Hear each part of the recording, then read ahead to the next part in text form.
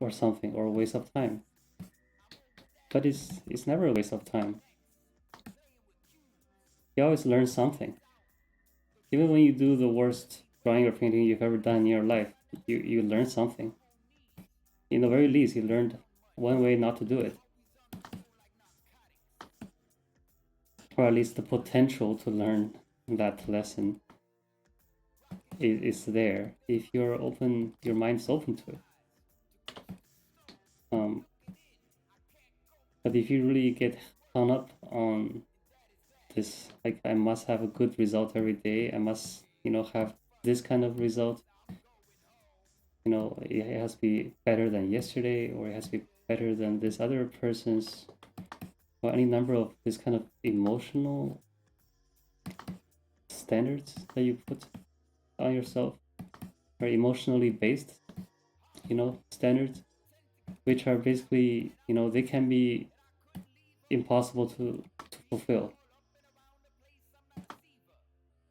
Then you're taking on this stress to yourself, number one, and that's going to be harmful for your mind and body, health, mental health, and it kind of closes your mind to the lesson that is there, to the potential lesson that you could actually learn and gain something from this quote unquote failure.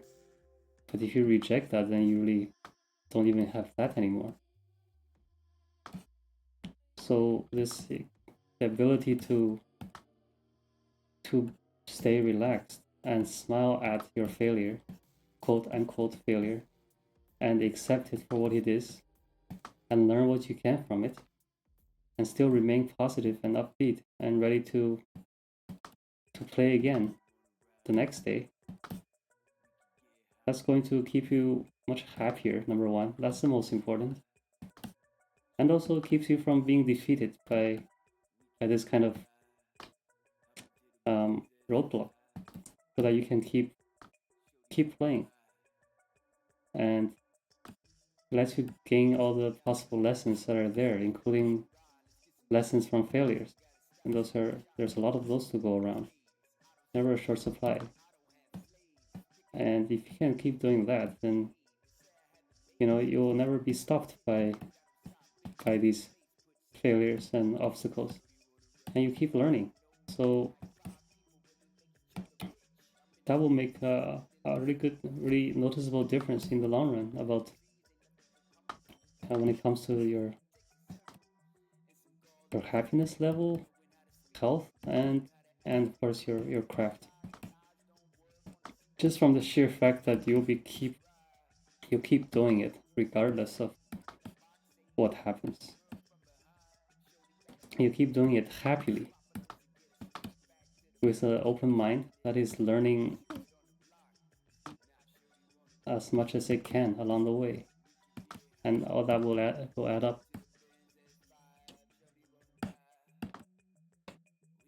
So that's a huge part of this, is giving your chance plenty of opportunities to fail, to make failed experiments, and to practice over and over again how to solve these unpredictable situations, how to accept whatever you make, whether it's successful or not, and how to learn from every situation by keeping your mind always open and never kind of close it up with emotional upset and rejection.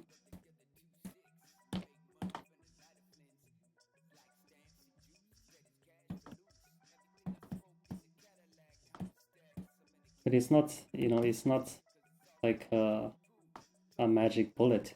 You don't just start doing it one day for a few days in a row and suddenly become magically immune to these types of situations. It's like anything, that it takes a lot of repetition to to solidify this habit, just simply because most of us have an existing habit that is very firmly set in place. That is the habit of reacting to failure and bad things very emotionally and kind of not buying it, wishing it were different,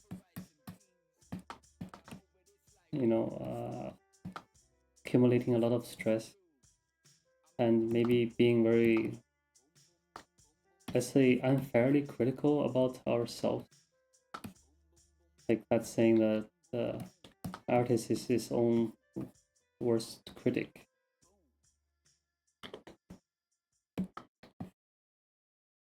So there's a lot of habit of that. Most of us were doing that all our lives. So you can't exactly expect to unlearn that instantly. But you just gotta start.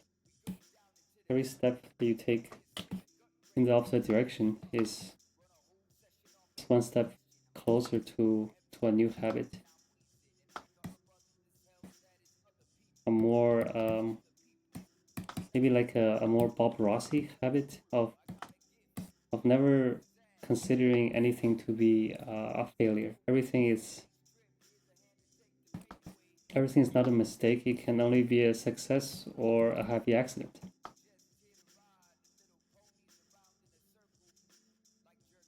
And I think that is the difference,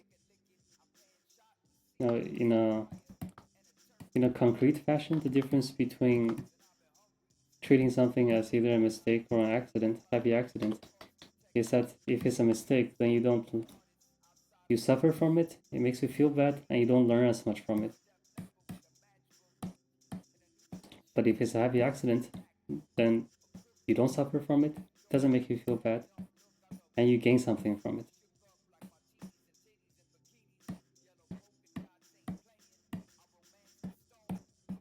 So I think in the end, this the the biggest benefit is this ability to keep going without being stressed out to the point of demotivation, of giving up and going to do something else.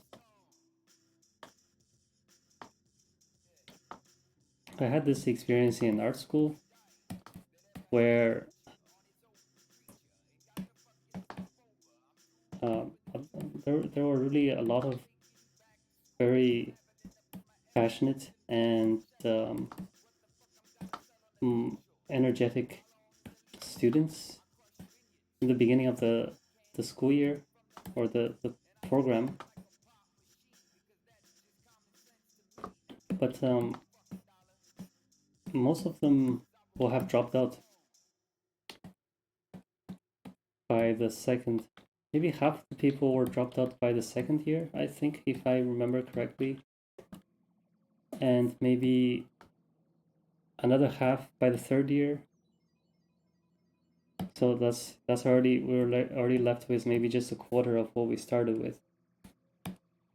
And in this 3-year program, I think by the end of the third year, only maybe 1/8 or something like that of the original starting number of students were still regularly attending class. Everyone else has had to take maybe a kind of a reduced schedule, or some of were dropped out completely because of one thing or another.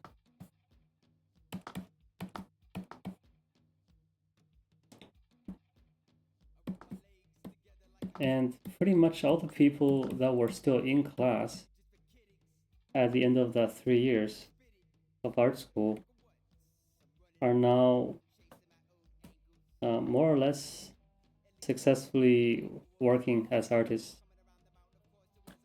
and every single one of them have improved tremendously.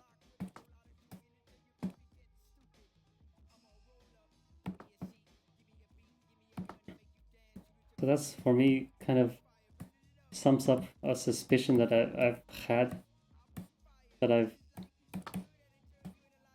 been observing and summarized in the last few years, which is that how to be a successful illustrator or artist is, it's not, it can be really simple. It's just if you keep doing it, you'll be successful. And the only trick is how to keep doing it and not give up, not be stressed out, or defeated, or whatever. As long as you, I mean, if you think about it, it's kind of obvious, right? If there's any skill that you do, you practice repeatedly with your attention, with full attention, you really can't help but improve at that skill. It's just kind of the way that human beings are built. So if you repeatedly do anything with attention and accumulate a steady amount of progress, however small that progress may be, while other people who start as at the same level as you, or perhaps even much higher skill level than you, if they don't do it continuously, then you're going to come out ahead, or at least get to where you need to be. So maybe that's the secret, or at least that's how it worked for me. Just find a way to be happy enough and positive enough that I can keep going and improve and have fun, no matter what happens. Which really comes down to being able to deal with stress really well. And over time, you'll just have more and more fun and get better and better. And most people do tend to give up or change their mind about doing professional art. I mean, maybe it's very possible a lot of people weren't really serious in the first place. They just kind of wanted to dabble and experiment a little bit. But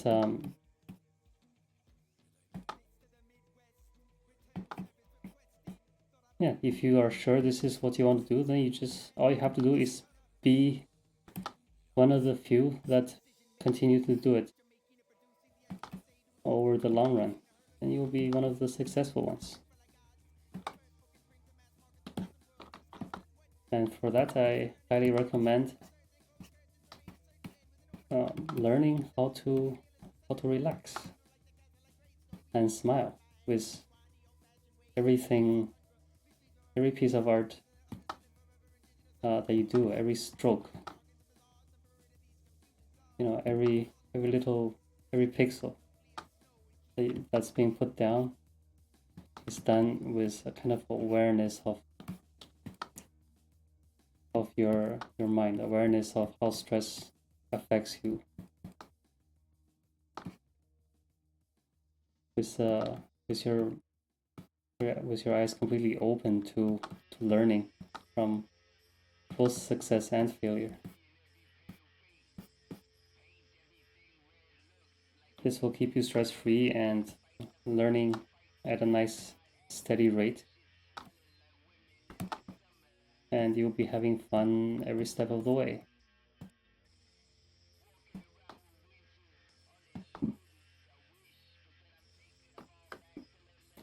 Yeah, so I think I might call it a day. It is a little bit tricky for me to talk and paint at the same time, because I usually don't do that, and I'm not smart enough to do more than one thing at a time, so this talking does make everything a little bit slower for me, a bit trickier. But I suppose I'll probably get used to it eventually. So maybe I'll do this some more in the next session and maybe extend upwards. Maybe next day we'll go down and see what under this field. Or maybe sideways. Who knows? Alright. So if you are listening, thanks a lot for coming, and I hope you gained something useful or had some fun or both. So see you later.